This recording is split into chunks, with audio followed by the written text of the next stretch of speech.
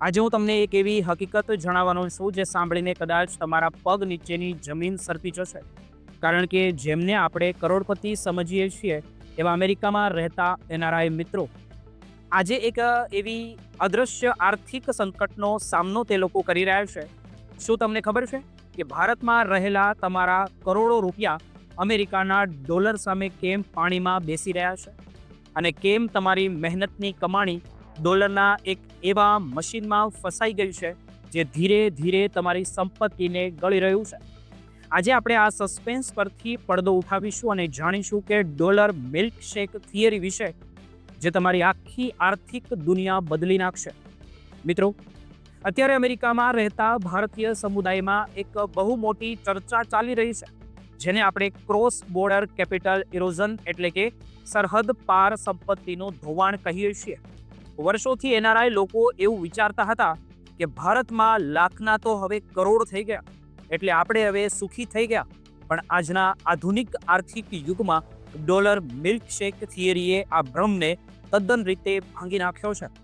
આ થિયરી મુજબ ડોલર એક એવી સ્ટ્રો છે જે આખી દુનિયાના લિક્વિડિટી એટલે કે નાણાકીય પ્રવાહને પોતાની તરફ ખેંચી લે છે. 2008થી અત્યાર સુધી દુનિયાની સેન્ટ્રલ બેન્કોએ અબજો રૂપિયા બજારમાં ઠાલવ્યા હતા. પણ જ્યારે પણ બજારમાં અસ્થિરતા આવે છે ત્યારે ડોલર એક વેક્યુમ ક્લીનરની જેમ બધું જ નાણું પોતાની તરફ ખેંચી લે છે, જેના કારણે ભારતીય રૂપિયો સતત ને સતત રીતે નબળો પડતો જાય છે.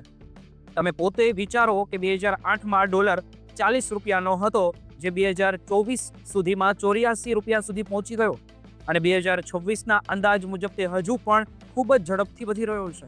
આનો સીધો અર્થ એ છે કે જો તમે ભારતમાં 15% વળતર મેળવો છો અને રૂપિયો 6% ઘટે છે તો તમારો સાચો ફાયદો માત્ર 9% જ થયો કહેવાય. તમે ભલે ભારતમાં કરોડપતિ હો પણ અમેરિકામાં એ રકમ બહુ ઓછી દેખાય છે. આને હોમ બાયસ ટ્રેપ કહેવામાં આવે છે. એટલે કે વતનની માયામાં આપણે ભાવનાત્મક રીતે ભારતમાં રોકાણ તો કરીએ છીએ પણ ચલણના બદલાતા મૂલ્યને ભૂલી જઈએ છીએ. ખાસ કરીને રિયલ એસ્ટેટની વાત કરીએ તો મુંબઈ જેવા શહેરોમાં પ્રોપર્ટીના ભાવ વધે તો છે ખૂબ ઝડપથી, પણ ડોલર સામે રૂપિયો ઘસાતો જતો હોવાથી એનઆરઆઈ માટે એ વળતર સાવ મામૂલી રહી જાય છે. વળી અમેરિકામાં રહેતા ભારતીયો માટે ટેક્સના નિયમો પણ બહુ કડક છે. જો તમે ભારતના મ્યુચ્યુઅલ ફંડમાં રોકાણ કરો છો તો PFICના નિયમો મુજબ તમારે અમેરિકામાં ભારે ટેક્સ ભરવો પડે છે. એટલા માટે જ હવે સ્માર્ટ એનઆરઆઈ લોકો રેસિડન્સ ફંડ ફર્સ્ટ એટલે કે જ્યાં રહે છે તે ચલણને પ્રાથમિકતા આપવાની રણનીતિ અપનાવી રહ્યા છે. અને આમાં નિષ્ણાંતો સલાહ પણ આપે છે કે તમે તમારી સંપત્તિનો 70% હિસ્સો ડોલરમાં રાખવો જોઈએ અને બાકીનો 30% હિસ્સો ભારતના વિકાસના લાભ લેવા માટે વાપરવો જોઈએ. આ માટે ગિફ્ટ સિટી એક વરદાન સમાન સાબિત થઈ રહ્યું છે, જ્યાં તમે ડોલરમાં રોકાણ કરીને ભારતીય બજારનો ફાયદો ઉઠાવી શકો છો. આ ઉપરાંત કરન્સી હેંગિંગ એટલે કે ચલણના જોખમ સામે રક્ષણ મેળવવાનું પણ હવે અનિવાર્ય બની રહ્યું છે.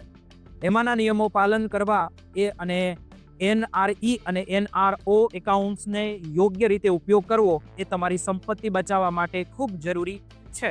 યાદ રાખો કે ભારતની અર્થવ્યવસ્થા ભલે ઝડપથી વધી રહી હોય પણ રૂપિયો ડોલર સામે નબળો પડવો એ એક આર્થિક વાસ્તવિકતા છે. એટલે હવે હેડલાઇન જોઈને રોકાણ કરવાને બદલે તમારી સાચી જરૂરિયાતને સમજવી અને સમજીને રોકાણ કરવાનો સમય આવી ગયો છે, જેથી તમારા પરસેવાની જે કમાણી છે એ સાચા અર્થમાં સુરક્ષિત રહે અને વધતી રહે.